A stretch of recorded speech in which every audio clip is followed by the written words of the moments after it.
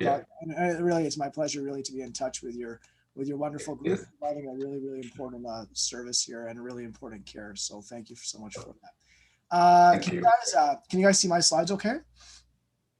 Yes. Yeah, good. You can, okay. And it's not like the show taskbar. It's like the proper setting, because I always on PowerPoint, you can't see. Zoom removes that little link, you know, that little green box around the thing, so you don't know what earth you're presenting, right? Okay. So Mike, is it okay if I start then? Yeah, absolutely. I'll give you a brief introduction. You know, as you guys can see here from the screen, Dr. Boulos, we're very honored to have him. Dr. Boulos is a staff neurologist and clinician scientist at Sunnybrook Health Sciences Center.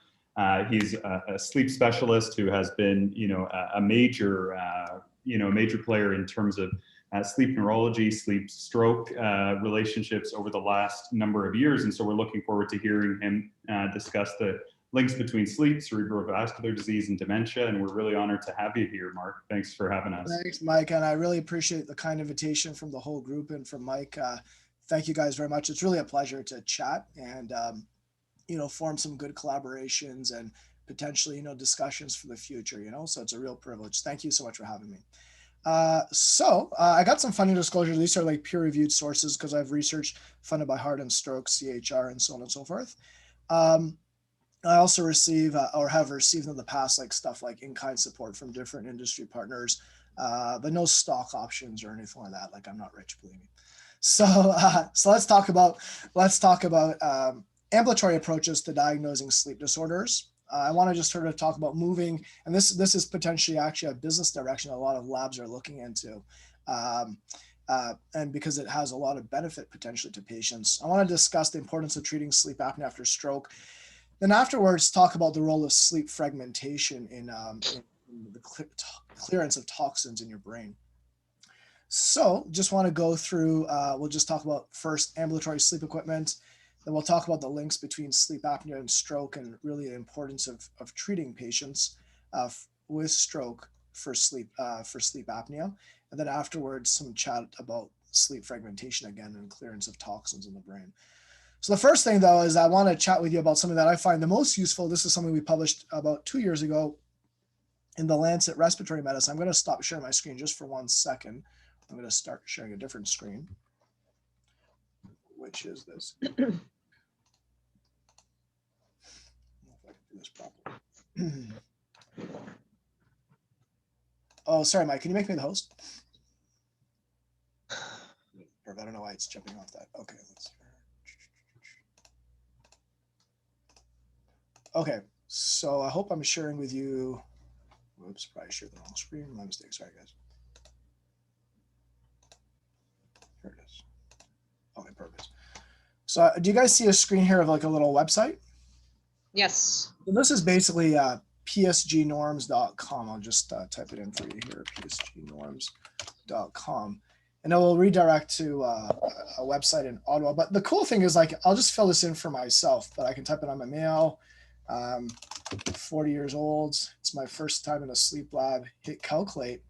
And it's kind of cool because it gives you normative values based on basically sex and age, and you know, whether it's your first or second or later night of your sleep study. And I think this is kind of useful for clinics all over, you know, everywhere, clinics, and also for research laboratories too. And we've used it for some research studies that we've published in the last few years. But it gives you basically both the prediction interval and the confidence interval, depending on what you need it for. Especially for this is now more nitty gritty for research methodology. But it gives you a sense though for where should someone lie, you know. So if I'm a 90-year-old guy, hit the same calculation, the metrics will change completely differently, and it's all based around a calculator that we published again, or I guess around values. Sorry, it's all based around normative values that we published in the Lancet a couple of years ago in 2019. Okay, so I'm happy to share that link. I just find it's a really, really, really useful thing to actually just share with the group here, because again, it gives you a ballpark. I'm using it personally for my own clinical practice when I'm reporting. So it's psgnorms.com, and it's something that, you know, I think it's useful for a lot of people. Of course, being in a laboratory is not a normal setting. That's sort of my bridge to why are we going to bother use ambulatory monitors? So back when I was actually allowed to go back into my office, which was about a year ago, we were able to have fun with these different toys, and we're still playing with them. But of course, and in fact, in the middle of a pandemic, ambulatory monitors have been our mainstay. I don't know about your lab, Mike, but for us, our lab was shut down for a couple of months last year, just given, especially when there was the initial outbreak of COVID. I think it was between I think March, April, and May, and we gradually opened. Everything's been fine since that time. But the ambulatory monitors kind of saved us because we were able to do them and use them throughout the pandemic. So whenever we have a question in medicine, we have whenever we have a clinical scenario in medicine, we have specific questions we want a lab test or a sleep study to answer, for example. And for us, the question here is, does a patient really have sleep apnea? That's probably going to be the mainstay for most of our clinical work. But also, we're interested often in abnormal sleep architecture, and that can also be detected with wrist scintigraphy. So two very, very simple tests that we'll discuss, and can provide us lots and lots of helpful information. So, and guys, if anyone has a question, feel free to jump in. I can be interrupted anytime. Feel free. There's nothing here that I'm saying that needs too much momentum. So, there's 3 different levels of home sleep tests, or basically of sleep tests actually in general. The level 1 is what you're doing in your own center, right? It's the full PSG setup. The level 2 is similar to that, but sometimes can be used in a home setting. The level 3 is what I'm going to spend a lot of time talking about. I'm going to spend the next couple of minutes talking about. That's sort of the basic minimum you need to detect sleep apnea. So heart rate, oxygen saturation, respiratory movement, and airflow. And that can be done in a lab or at home. In my work and in the work of many others, it's been done in the lab setting. It has been done in a home setting or an ambulatory setting. Finally, there's also level 4, which would be a single channel. Again, limited use. You might have seen the American Academy of Sleep Medicine advisory against sleep oximeters, not against, but about sleep oximeters, released just a couple of days ago. But again, one has to be careful with how would you use a level 4 device. So here are the level 3, because I have research support from some of these companies. I've just shown you every single company that actually makes a level 3 here, just to give it a balance. But the bottom line is that you have a nasal cannula in there, and that measures flow and snoring. You've got a chest effort that goes across the chest. Obviously, some of them also are a little bit more advanced. They'll also have abdominal effort. And then you've got your oximeter. And based on those 3 electrodes and those 3 channels, you can actually derive apnea severity. You can differentiate centrals from obstructive apneas. You can tell apart an apnea from a hypopnea. You can tell DSATs and so on and so forth. And all these companies basically have validated algorithms that drive their hardware and allow you to make a fairly accurate and fairly well validated assessment of sleep apnea. So you can see that, and to be frank with you, most companies are within within a comparable ballpark range of price. And also they're relatively simple to use and similar to use across all companies. Again, as I mentioned before, they have fairly good accuracies, so good areas under the curve, good sensitivities, good specificities. And I just want to throw in a plug for a company here called the BrezoDX. You guys might have heard about it. I imagine, Mike, you've been probably approached by it, particularly if you have any sleep dentists working in your group. But the bottom line is that this was developed actually in Toronto, and it's a nice Toronto invention by Douglas Bradley and Jeff Fernie and some others actually, and also Dr. El Shahir. I can't remember his first name. I think it's Hussein. I met him a few years ago. But theirs is almost, it doesn't really fit quite the mold of these other home sleep tests, but they are using basically breath sounds and head movements to assess for apnea. And they have a validation study out, and it has been validated and feasible for use in stroke populations, just so everyone's aware. So when you ask yourselves, in the lab, is it really the natural environment? Is it really the gold standard? I mean, we always, in our work and in all our clinical and research work, we always consider in laboratory polysomnography as the gold standard. But one has to realize that, there's no alcohol, there's no recreational drug use in marijuana, for example. or others, you're not usually sleeping in the same bed, in your same usual sleep position. The quality of sleep of sleep is poorer, and you have a shorter duration of sleep. In comparison, at home, you might be consuming alcohol, marijuana, other drugs. You'll be sleeping in your usual position, probably better sleep quality and probably a longer duration of sleep. So it's actually kind of funny because I studied a patient just a couple of weeks ago, and I gave him a few home sleep apnea tests, and they were all abnormal. But then when he came to the sleep lab, his sleep study was actually pristine, like it was normal, like an AHI of like 2 or 3 or something. So I was like, what's going on? Why is there such a huge discrepancy? And I'll bet you guys can answer the question already because you're all excellent sleep specialists. But the guy, when he's at home, he's at night, he's drinking with his wife, and they drink a couple of whatever's per night. Then he goes to bed, sleeps his usual bit. So his real routine is to have alcohol at night. But when he comes to the lab, he was kind of going as you were clean, or sort of alcohol free because he was going for a medical test, right? So the sleep study in the in-laboratory sleep study under those circumstances was actually not the best assessment for this specific patient. Of course, we've got to be cognizant of the fact that there are limitations to the home sleep tests. They don't measure leg movements. They don't measure things like arousals, and that's something we can discuss later on. There's also a price benefit for some of the home tests. So again, this is, as I mentioned before, they're all relatively the same price. The ones that are more expensive, just to be totally fair, have better functionality, and all due, so I don't want to be throwing, like, for example, Compumedics versus this company, because they all do different things. And when you go into the nitty gritty of how the technology actually is, there's a good reason why this is a little bit more than that one, or double the price actually in this case. So our in-laboratory sleep equipment, as you guys will all know, is pretty costly. It's $30,000 to $50,000 one-time upfront cost, sometimes a little bit more. But those studies are used. That equipment setup is used every single night, right, for years on end, right? So at the end of the day, it's actually not a bad deal, There's a technical fee. This is the OHIP technical fee. That's what I believe the current price is roughly, and the professional fee is what the doctor pockets, So there are some cost savings, however, if you can avoid the use of in-laboratory polysomnography and CPAP titration in patients who will benefit from a high pretest probability of a sleep apnea. That's supported by guidelines from the American Academy of Neurology and other spots. So it's accurate, it's convenient, it's a natural environment. There's cost savings to the healthcare system. Now, the big problem we have, of course, Mike, and I'm sure you guys and the whole group is aware, is that OHIP doesn't compensate these, right? So OHIP compensated these at a level that was comparable to what we make for PSG, and allowed us to maintain our lab operation, allowed us to maintain our techs and so on, because no one should be laid off. That would be a disaster, to support this work.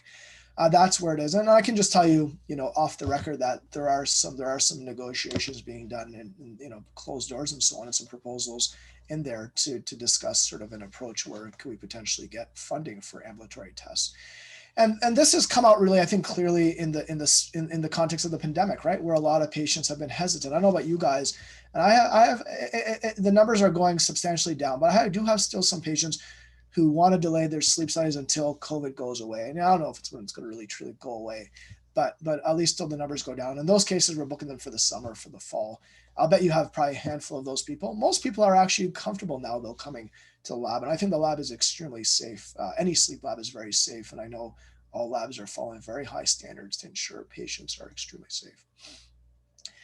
So some work that I've had the pleasure of publishing through my lab have been using these home-based tests in basically patients who have neurological problems. So some work I did when I started a couple of years ago, it wasn't stroke and in TIA. And we showed that, you can use this in the hospital, you can use this at home. Stroke patients can use these all by themselves without really any help.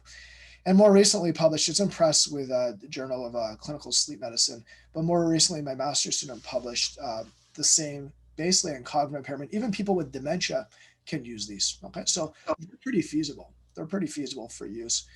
But the question, though, is that just because they're feasible and just because you can use them, do you actually improve patient outcomes? Do you improve outcomes? Because if the answer is no, then who cares? Let's just throw this whole concept out of the window, right?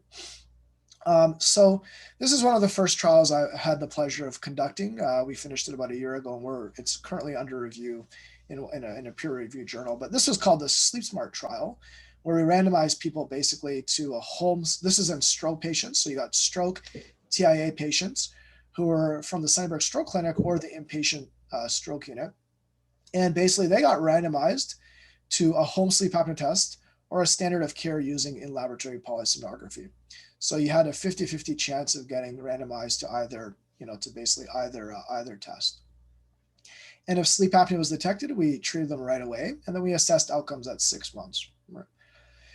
So the bottom line is that in patients who actually used the home sleep apnea test, we had a higher rate of sleep apnea diagnosis. We basically detected more sleep apnea across the 2 study arms. Again, that was in the home test arm.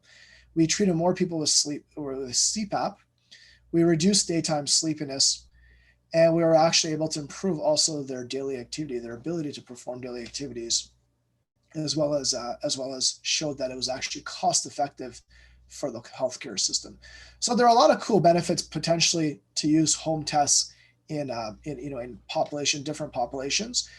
This study demonstrates that there's benefit to the stroke population. There's other studies that have demonstrated outside the stroke population.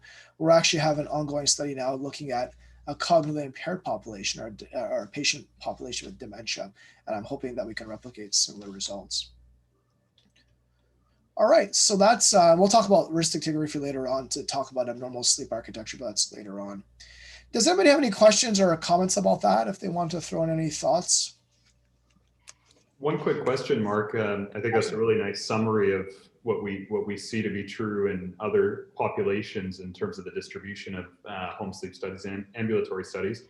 So particularly when you guys closed during the pandemic, and obviously with OHIP funding being a major barrier to conducting home sleep studies, how did you guys go about that? I mean, is this just something that was done through research partners? How did you actually go about it? Through research partners, Mike. Yeah, so that's what we've been doing. So, because I'm supported by some grants, and so I've used that ability to have a coordinator who can score it, and it comes down unfortunately to a financial decision, right? So I set aside some of them, not for clinical use, but if I can enroll a clinic patient who would benefit from the trial or from the study, then I can do it that way.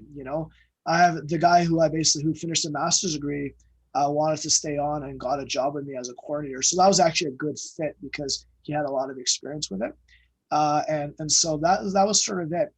Now, I think there is an important role with industry collaboration. I really do think, and I do think that some industry partners are really interested in collaborating with high volume clinics, right?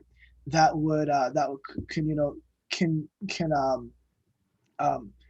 can allow them to, particularly, for example, if you take a home sleep apnea test company, they want to sell these devices, right?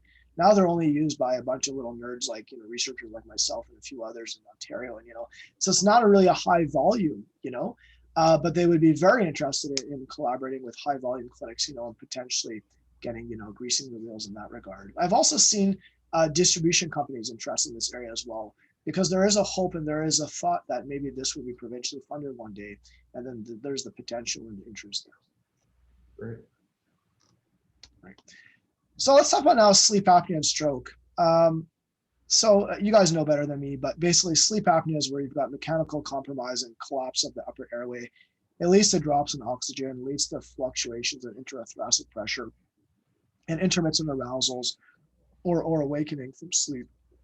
So you may be aware of evidence that actually shows a very close link between sleep apnea, stroke, and death, actually. So this is a Harvard-based study by Dr. Yagi, and basically he took just 1,000 people, published in the New England Journal in just about 15, 16 years ago. Small sample size in retrospect, 1,000 people adjusted for everything you could think of, and basically showed that, even when you control for all this large number of factors, sleep apnea was still an independent risk factor for stroke and death. And other studies subsequently repeated the same finding. Yeah, and we also know that sleep apnea is linked up with high blood pressure, cardiovascular events like having a heart attack, God forbid, and atrial fibrillation. CPAP is the first line therapy for moderate to severe OSA, but you need to titrate it, you need to fit it, you need to manage it very closely. And that can be quite challenging. Due to a number of different factors. So like it can be uncomfortable, nasal congestion, irritation, and so on. So this can be tough. Now there are some happy stories. Very carefully selected picture there. And but this is actually coming, I think, from the ResMed website or something. So just throw out the question here. Does anybody know what percentage of patients have sleep apnea if we define it by an AHI-5 after stroke and after TIA? Just throw it out to the group. It's tricky, but it's a high percentage, I'll give you that.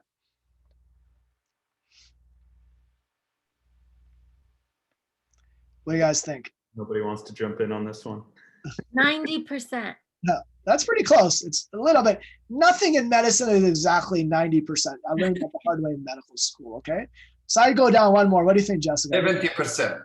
Yeah, there you go. Dr. Allen's always right. Exactly. So perfect. So 70%. So there's a couple of meta-analyses basically have shown that. So it's a very high prevalence, right? So if you got someone who has a history of a stroke sitting in your office, and the prevalence is just as high, if not higher, with dementia. We just had a press release on that actually yesterday, just by chance.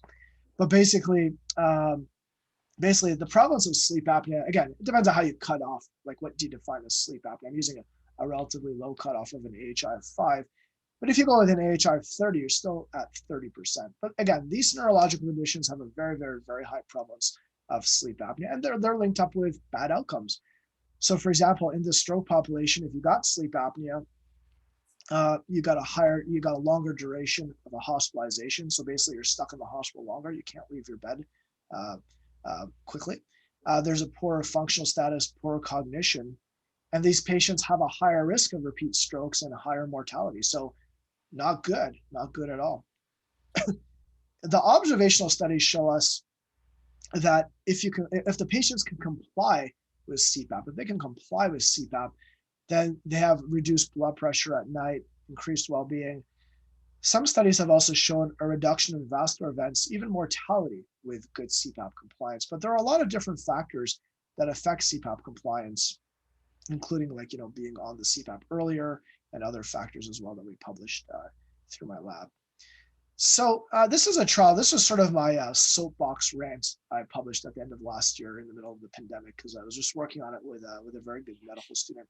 And the bottom line is that, in the stroke literature, lots and lots of trials were negative before an intervention was actually accepted. So you may not be familiar, but I'll just share with you. For example, for large vessel occlusion of stroke, basically when someone's having an acute stroke and we pull out the clot right away, this is what we refer to as endovascular therapy. There was very, very, very, when I was a fellow a couple of years ago, this wasn't being routinely done until 2015, when when a whole bunch of trials came out that were positive. But before that, all the trials before that had been negative, okay, in the area of stroke and endovascular therapy. So, with the same sort of mindset, appreciating that we need to learn from previous trials to improve future trials, we took the same mindset and we reviewed all of the literature so far that's looked at the effect of CPAP after stroke, okay, all the randomized trials. And what you can see very, very, very clearly is that there are a large number of trials that showed improved non-vascular outcomes. Unfortunately, if you take a look at all the current literature of previous randomized trials, there was no outcome. There was no difference in vascular outcomes. So this is a big, big, big problem, particularly with the SAFE trial that you might be familiar with that came out a couple of years ago, and it was a very large study. There's only one small trial involving about 140 people that showed a reduction in vascular events, but that's not going to change guidelines. So the guys writing the guidelines here, then I got one of my friends writes the Canadian guidelines for stroke. He actually removed the recommendation for treating sleep apnea after stroke, which I thought was completely ridiculous. And I had a very long discussion and lots of emails and so on, but it didn't go anywhere because there's no data. There's a lot of problems. There's a lot of problems with our current literature that we need to appreciate. One of them is that the sample sizes are tiny. If you showed this to a trialist in cardiology, they'd have a heart attack, right? Who runs a trial on 60 people? Even the SAFE trial, which was the largest in our field thus far, looking at sleep and vascular risk, was actually pretty small by traditional standards. trials involving, cardiology and so on that are in the thousands, sometimes tens of thousands. Are we intervening too late? Sometimes in the sleep world, you got to intervene a little bit early. Sorry, in the stroke world, you got to intervene early. We know that, thrombolysis for stroke occurs very, very, very early on. You don't TPA someone 3 days later, you TPA them like within 4 hours, right? 4.5 hours. Is our adherence poor? I would say yes. It's hard to maintain good adherence, but in a trial you have to. And adherence rates were pretty low in these studies, always under 4 hours or so. And then the last thing is that when you look at sleep and stroke, like I do, I went through the SAVE trials. What do you call it? The little appendix at the back. I think page 50 of the appendix is actually this slide. This is what happens when sleep neurologists can't fall asleep. And basically, they actually ran a pre-planned 1-to-1 propensity score match that was used to match up the people who complied with CPAP with people from the control arm who would have complied with CPAP. Okay, so basically they had this pre-planned propensity score match, which the bottom line is it suggested, if you look at the numbers here, it suggested that you could have reduced the stroke events if people were complying with CPAP. Again, you got to be very careful creating a positive result out of an overall negative trial. Okay, but this is important because there is some hope for the future that potentially if people can comply with CPAP and if we get the right population, then we might be able to show a reduction in vascular events, both in stroke populations and also outside of stroke populations too. One of my biggest beefs with the SAVE trial is that they excluded people with daytime sleepiness, excessive daytime sleepiness, and also people who had severe hypoxemia.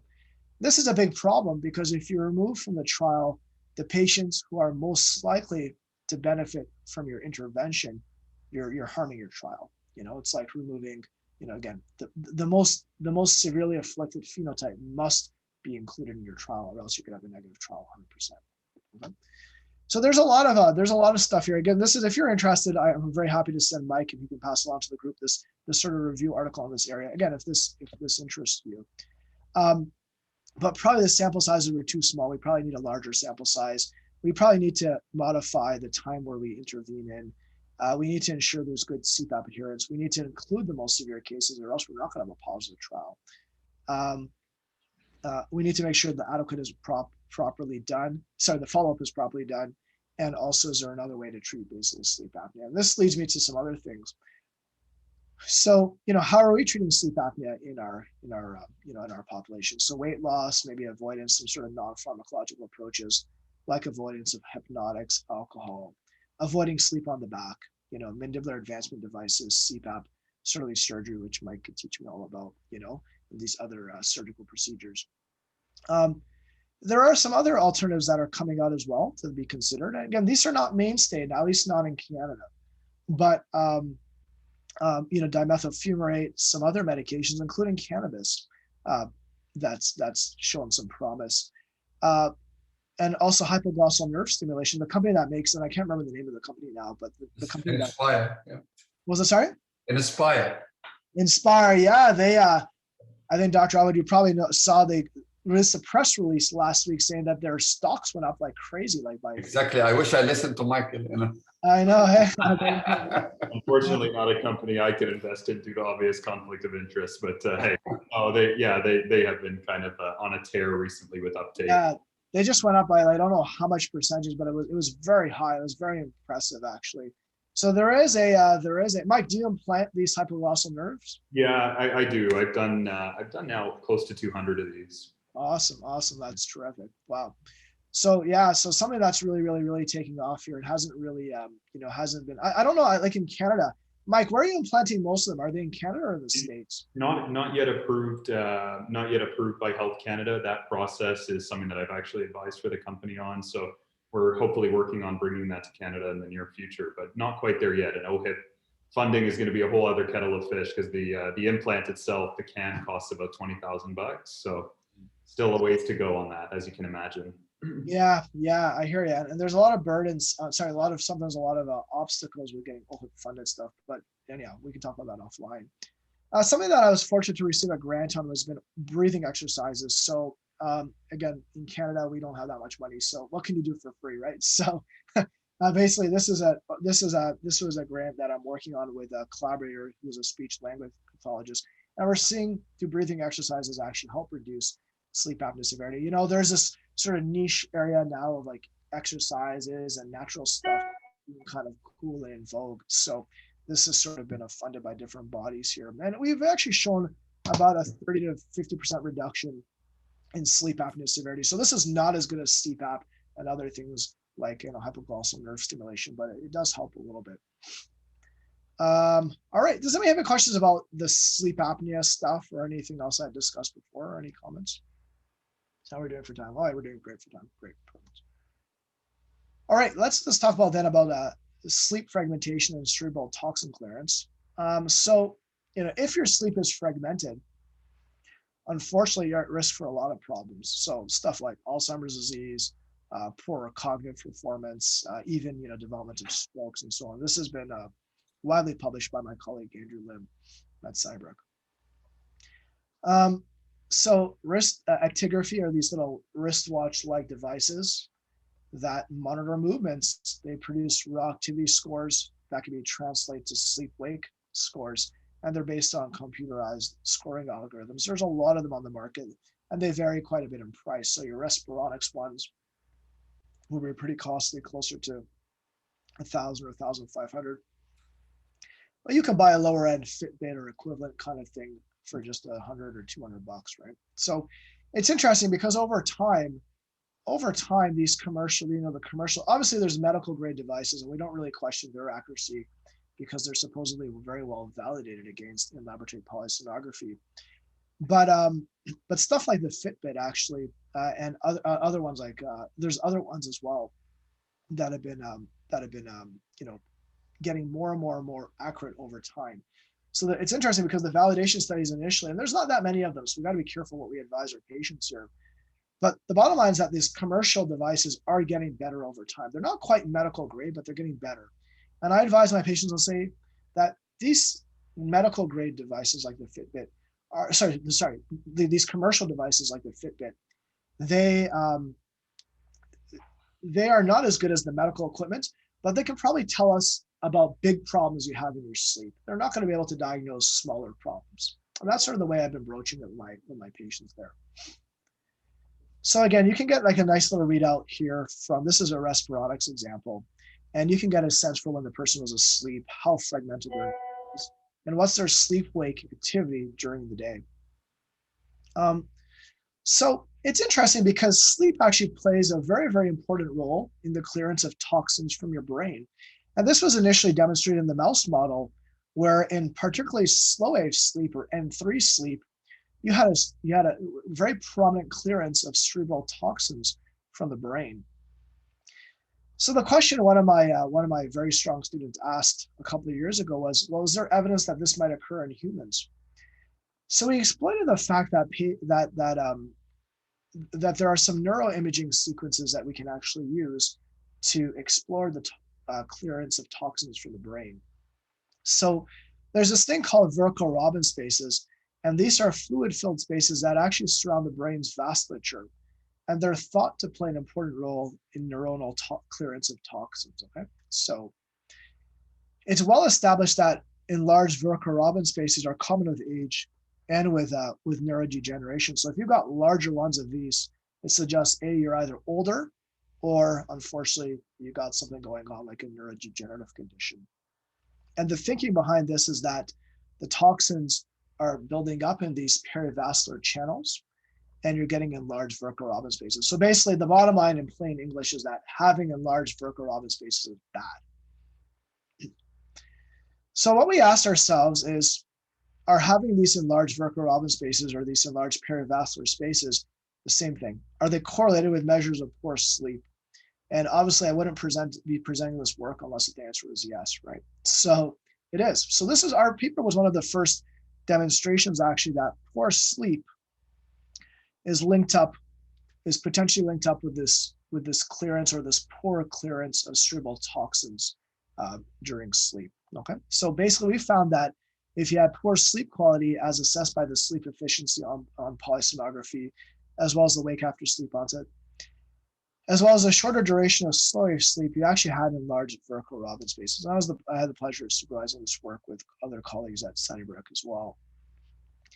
So this is one of the first demonstrations in humans, and later other studies have later on shown us that, and then really confirmed that sleep plays a very, very, very important role in clearing metabolic toxins that are harmful for the brain and contribute towards bad things like strokes and heart attacks. Throw out another question to you guys. What are the consequences of shift work? Now, I hope many of you are not shift workers. I unfortunately am a shift worker because I'm on stroke call every couple of nights. Never mind keeping the kids, well and all that sort of stuff. So I know Jessica knows the answer to this one. She's a sleep psychologist who actually specializes in working with shift workers. But perfect. Well, Jessica, what's the answer then? All of the above. Yeah, unfortunately, that's right. That's right. You're 100% right. Great work, Jessica. So yeah, there's significant consequences to disrupting your sleep as in shift work. And I give this talk sometimes to residents and to other, stroke neurologists, so they're never really too happy to hear this news. But acute sleep, we see that with, night shifts, early morning shifts, and so on. But also we see for the effects on health for the long term, things like workplace accidents, increased risk of, diabetes, weight gain, coronary artery disease, stroke, even cancer. Go figure. And we just recently had a paper demonstrating this published in some cancer journal. So the recommendation is that everyone gets 7 to 9 hours of sleep.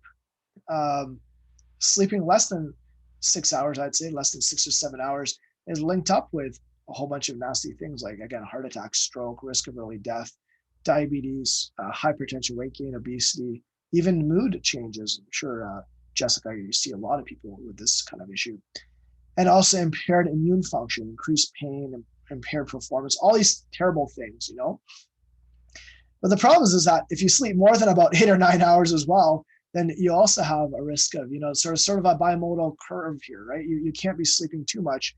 And I find that, so there's a risk of sleeping too much is actually linked with heart attack and stroke. I find that patients who are in bed for so long, usually there's something else going on. It's usually not just, that they want to sleep more. It's usually something like depression, maybe anxiety, maybe pain, fibromyalgia. So there's usually a whole constellation of other things that are going on. It's not just that they want to be in bed for 9 hours or so. So my advice for taking calls, to disrupt, I guess this is probably less related. Is anybody here a shift worker on your group? We certainly have. So we operate on a fixed shift model, particularly for our night techs, and I know we have a few. So we always value the opportunity to help improve their habits and abilities here. So yeah, that's great. Absolutely. Let's go through this then real quick here. But basically, you want to minimize your insufficient sleep and circadian disruption. So a minimum of 12 hours recovery between shifts, and that's what we do in our own sleep lab too, right? You can't, after a couple of nights in a row, like you have to have a break for a couple of days. And also you can't be doing if you work the overnight, you're not working the daytime kind of thing. So you can actually, you can avoid, you can get that minimum of 11 hours of recovery. That's what we do for our own techs as well. Avoid long weekly working hours. So you really try to keep it under 60 hours. And that's why we actually limit the number of times. You can, you can't do every single night shift for a whole week. You know what I mean? We just won't let that. The shifts are actually capped at 10 hours as well. We regularly screen and offer treatment for clinical sleep disorders. I do have in my practice one of our sleep techs. We prioritize sleep and recovery before, during, and after work shifts. And also, sometimes when we're doing these overnight shifts, it's very easy to get into the temptation of, eating unhealthy food, not exercising, not keeping up your normal day-to-day good habits. So one has to always be cognizant of that and make sure that the good habits are kept up.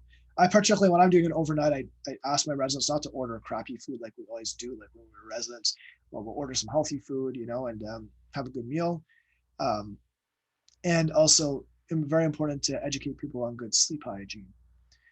So that's about it, guys. I'm going to just wrap up now and we can leave it. I just want to leave at the end. Mike, you told me 45 minutes, right? So we're going to aim for perfect. So I'll do this concluding slides and then we'll open the floor to questions, potential collaborations, whatever you guys want to talk about. But, accurate, convenient, and cost-effective ambulatory methods exist to detect sleep disorders. Sleep apnea is linked up with a higher risk of vascular morbidity and mortality. And there's a lot of evidence that supports treating sleep apnea before and after stroke. There's a significant role in neurological recovery, cognition, mood, quality of life. However, randomized control trials haven't demonstrated a reduction in vascular events or mortality, but I think when we think carefully about the current literature, we can design the right trial. And I know there's one going on right now, and that might provide us a positive result and show us that there can actually be a reduction in mortality and vascular events with the use of CPAP. And there are strategies that exist to overcome the potentially harmful effects of sleep fragmentation and shift work on us. So that's it. Of course, no work is done in isolation. So I just thank my many, many collaborators, and just want to thank you again for the very, very kind invitation, Mike, and for the whole group for having the chance to present this work. So thank you very much. All right, Dr. Boulos, thank you so much for a great talk. And I already knew the kind of impact you've had in the sleep neurology space, and it's really impressive to see some of the more recent work that hasn't come out yet. So congrats on continuing to add to the literature in a real and meaningful way. Yeah. Thank you. So we'll look forward. I'm sure there will be some questions to open up from the floor. And we'll just ask you guys, I had muted everybody, so please do click on the bottom left of your screen to unmute yourself if you did want to ask a question there. So one thing I'll mention, just as we're waiting to see if there are any questions there, Dr. Boulos, you had very kindly offered, as we do have a sort of full suite. We have sleep respirologists, sleep psychiatrists, myself as a sleep ENT, but we don't have a sleep neurologist.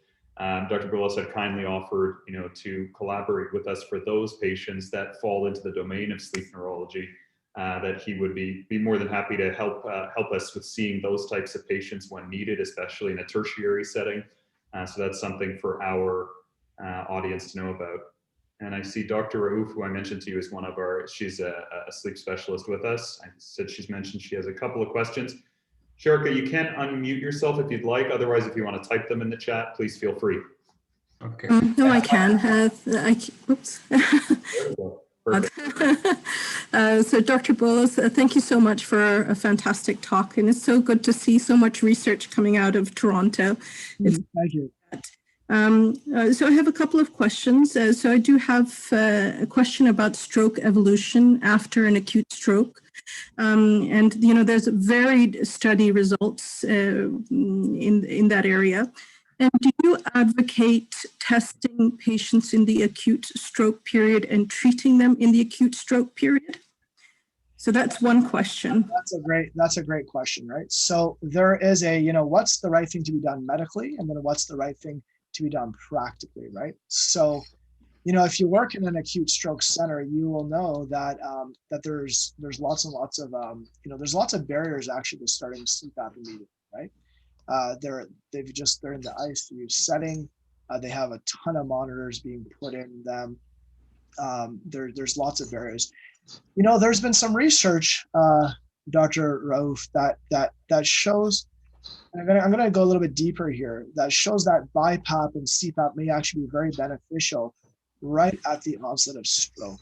Okay, there's this thing called the reverse Robin Hood phenomenon that's been published, and the theory has been pushed by big trialists around the world, including Andrew Dumchuk, who's a very big stroke trialist internationally. But the bottom line is that, without going way off topic, the bottom line is that there may be actually great benefit to treating sleep apnea in the context of an acute stroke within hours of the onset of the stroke.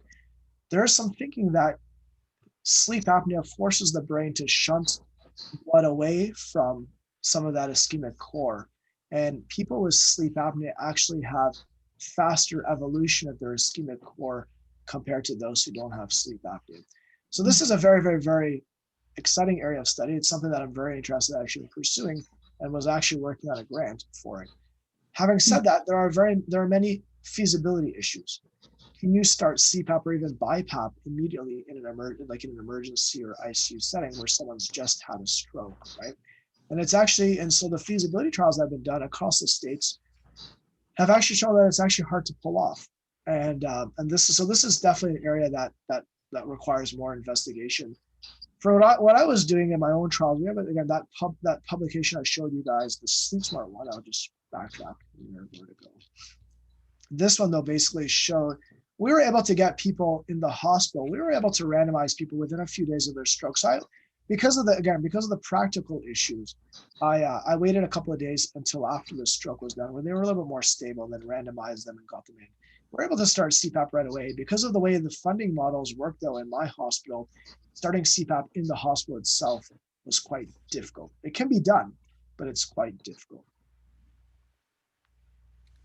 So do you then advocate, then let's say if someone does by chance get a home sleep test or an in-lab within weeks of their stroke, which a lot of family doctors are now very proactive about, do you advocate then reassessing the patient, say 6 months down the road?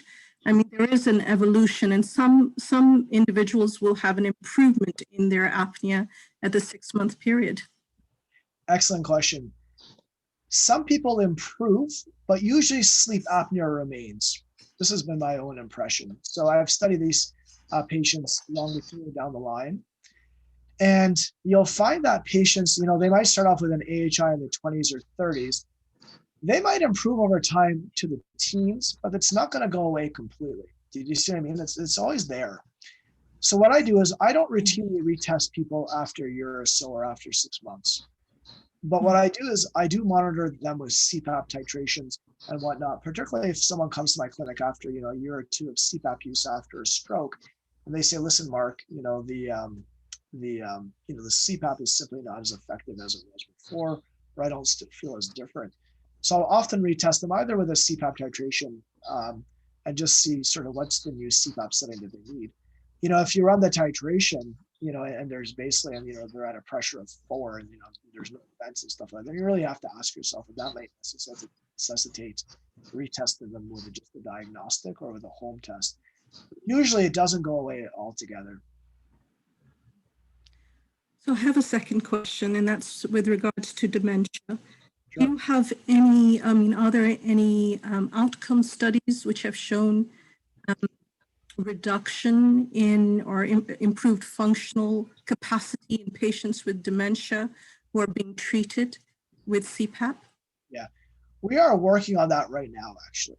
Okay, we do have a feasibility study, and we just published we had a press release that just came out yesterday by the American Academy of Neurology. The bottom line is that what the press release showed was that there's a high prevalence of sleep apnea in patients with dementia, like very high. This is close to 90%. So Jessica was right. And this is in a cognitively impaired population. We're working on an outcomes trial right now. The previous literature has been mixed, but most studies show that in people with cognitive impairment or dementia, CPAP does improve cognitive outcomes. Okay, again, whether it improves, reduces the risk of stroke or heart attack, or reduces the risk of early mortality is up in the air still. That hasn't been studied, but there are studies out there that show an improvement in cognition for these patients if they can comply with CPAP. So again, Thank you. Dr. Boulos, I'm wondering if you have any information regarding people with MS or Parkinson's disease and like association with sleep apnea or CPAP, like some of those neuro kind of psychiatric disorder, and great question. Information. Absolutely, Dr. Alex. So basically, the MS and Parkinson's, they don't have a high rate of sleep apnea. Like it's not as high like say in stroke or dementia. Okay, but they have lots of other sleep problems. Okay, so these guys have stuff like restless leg syndrome, periodic Parkinson's, right. As you know, doctor, is associated with REM sleep behavior disorder. So it's right. There's lots of these other problems. Personally, in my own practice, and this is a good retrospective study to do. I can do this in my practice and I have the data. But I don't see a higher rate of sleep apnea or in Parkinson's disease or in MS, in multiple sclerosis. Not really much higher than what we'd expect in age and sex matters controls. Maybe marginally higher, but not so much higher. I think it's the more of the non-OSA disorders that are more problematic for them. I actually got a large number of referrals from the St. Michael's MS clinic, but it's not for sleep apnea. It's for restless leg syndrome. Yeah, and what's your experience with them? I find, you know, MS with RLS sometimes very difficult to treat. They are tough, yeah.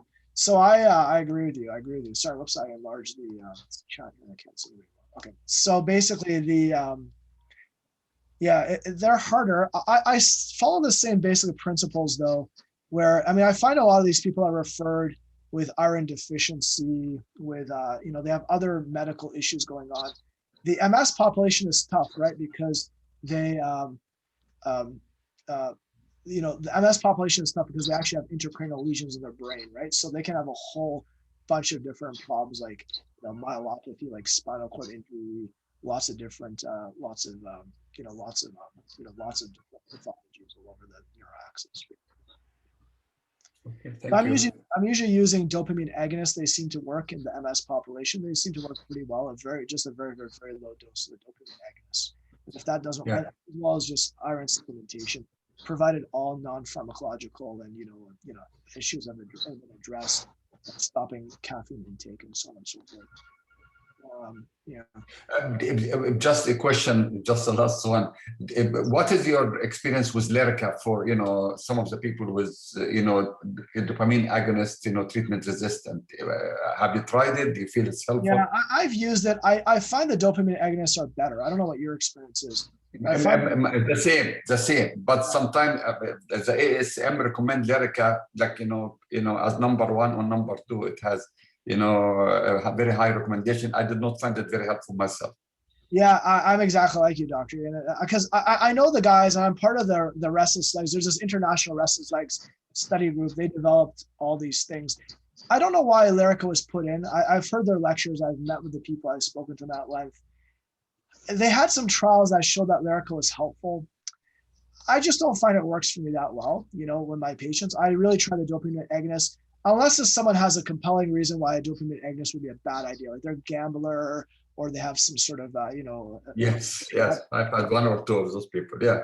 Exactly. Then I try Lyrica, but then Lyrica, and Jessica is probably aware, they makes the people depressed and it has all these mood changes. And then they get fat and then they're more depressed and it's like all these problems and stuff. So yeah, I like my dopamine agonist. I keep the dose very low. What I have found some success though with is using a very low dose of a dopamine agonist with a very low dose of gabapentin or Lyrica. That sometimes works, particularly, but a very low, like something very low, like 300, 600, 900 at night, with a very low dose of Mirapex, something like 0.25 or 1.25, very low. That usually does the trick. If everything else is addressed, then you can get people under reasonable control with that approach. I'm going to just Thank you very much. Thanks so much. There's also Jessica. It's my pleasure. Thank you. Given the high prevalence of OSA and stroke and dementia upon diagnosis of these patients, you know, yeah, exactly. So I get a lot of referrals from other neurologists. Like for example, my stroke and cognitive neurology colleagues refer me a lot of patients. So that's why I'm really busy. And we try to get all these patients managed. But you're right. This is an area that Mike mentions correctly that is probably underappreciated, right? So but it's very important. So it seems like I work with a young stroke victim who's in her 40s, and I don't know if she's ever had a PSG, and it warrants a question. So I may just ask, and if, you know, even if she isn't sure if she snores or moves excessively, don't you think because of her stroke history, she would be eligible for a referral? Absolutely. And a lot of people after stroke also deal with fatigue. Fatigue affects your mood, your anxiety levels. When I'm tired, I'm sort of stressed and sad, you know, and so, you know, in a stroke patient, it's just worse, right? So absolutely, this kind of person warrants that. Now, Toronto General, for example, they got from their foundation, I know we're getting close to time. So Toronto General, I know that they got foundation funding to use that Brezo DX thing I showed you. Well, I don't want to keep on sliding through, but basically they had some funding, so they were testing all their stroke patients. Through some of my grants, I've tested all my stroke patients as well for a few years in a row. But you know, grants end, funding ends, and this is not something that's being done routinely. So it's about educating clinicians and this great group about the importance. You mentioned Brezo DX, Mark. I'm curious because at that point when when that home trial was happening and there was quite a bit of funding going behind it, that was ultimately with the intention of introducing ambulatory testing in Ontario, perhaps with the Brezo DX device, which looked very promising, coming out of Mars, I think, correct? Out of the Mars. 100% right. Yeah, it came out of Mars and Theta. They had a subgroup called Theta. That's basically, I think it's this technology trials evaluation group. Yeah, Bradley was involved with that device, right? Doug Bradley was involved with that very heavily. He developed it with I think it was a Jeff Fernie, right? Yes, exactly. Yeah. There was a huge conflict of interest, but nevertheless. I'll show here. I don't get it wrong. But he's a very nice guy, and I know I spoke with him about it. Right now, the problem with all this is a financial thing. So I worked temporarily as a consultant for them as well, and I think it's a great product. The question is that, who's going to pay the tab, right? So some dentists I've spoken with have liked this thing a lot because they can fit they can get a baseline AHI, fit the mandibular advancement device, then get sequential recordings. And I think that's probably the best use of the Brezo DX right now, for dental practices, or where longitudinal assessments for sleep need to be done. Otherwise, it becomes a financial. Yeah, we're fortunate. We have probably the most, I would say, without hesitation, the most experienced sleep dentist in Ontario, if not in Canada, and Dr. Viviano with us here. So I'm not sure if he has any experience with Brezo DX. I'm not sure if Dr. Viviano is still with us there, but would be curious to hear. Yeah. Hi there, great talk. I really enjoyed that, Dr. Oh, thanks, it's nice to meet you. Nice to meet you. I don't have any personal experience with the Brezo DX.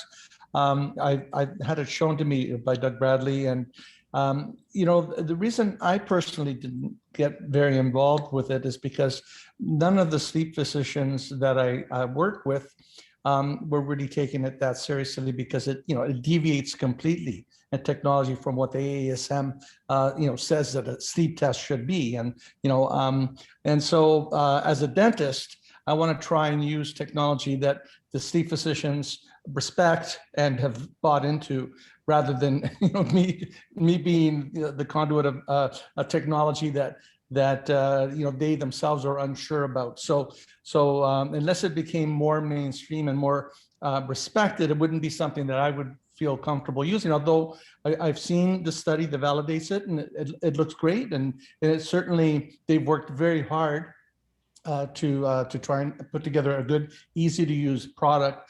But that's just my story on that.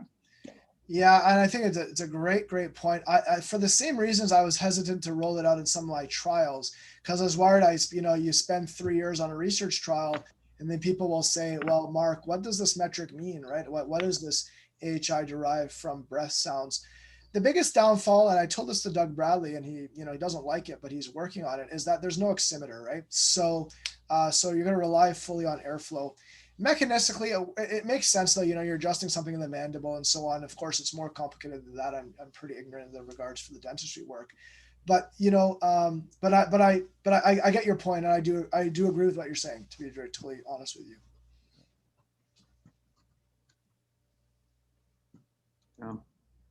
Just a comment, really, but particularly as we move to now understanding that long-term outcomes are particularly associated more to ODI or oximetry. I think that's a key factor for that particular product and the usability of it. But yeah, I mean, in their defense, they've published papers that show that their AHI derived from the breath sounds correlates very strongly with the oximeter.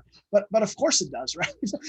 so that's the challenge. And you guys probably saw it just came out a few days ago in one of those AASM, the American Academy of Sleep Medicine bullets, that actually the time where you spend with the AHI is actually more important maybe than the AHI itself. So this is actually other metrics. But you're right on. I think we're all saying the same thing, right? You're always a little bit hesitant about using something that isn't providing traditional metrics, and it always makes me very nervous. And I'm afraid I'm not going to roll out $250,000 study or $1 million study on something that may not be publishable in the future, right? I'd be very anxious about that, right? Dr. Raouf, I think, is asking, is there any new research regarding disease modification for patients with RBD and prodromal symptoms of semicolonopathy. Great question. I'm not aware of anything right now. You know, I think as you may know, RBD is becoming more and more and more, and over the years, the work has really shown that it is truly a precursor and probably part of the disease of these conditions called alpha synucleinopathies, just like what Dr. Aloof was correctly addressing here, meaning Parkinson's disease, REM sleep, dementia with Lewy bodies, and other conditions like that. I think it's PSP as well. I'd have to check. I don't want to give the group wrong information. But this whole concept of alpha synucleinopathies there, is there disease modification? I'm not aware right now. But you know what? REM sleep behavior disorder could very well be an excellent prodromal marker, because a lot in these neurodegenerative conditions, we're often looking for markers of disease, and this is where it could be very, very, very beneficial, you know, to be used. Sleep may be actually the forecaster for things in the future. All right. Well, we don't want to take any more of your time. We have, taken over an hour of your time here, Dr. Boulos, and we so appreciate. Please call me Mark, guys. And it's really been a big privilege, a real pleasure. Thank you so much, guys. Thank you so much. Thank you. It was lovely. Thank you. It was a great presentation. All the best. Thank you. It's my pleasure. Thank you. Thank you. Thank you, guys. Take care. Okay, bye. Bye.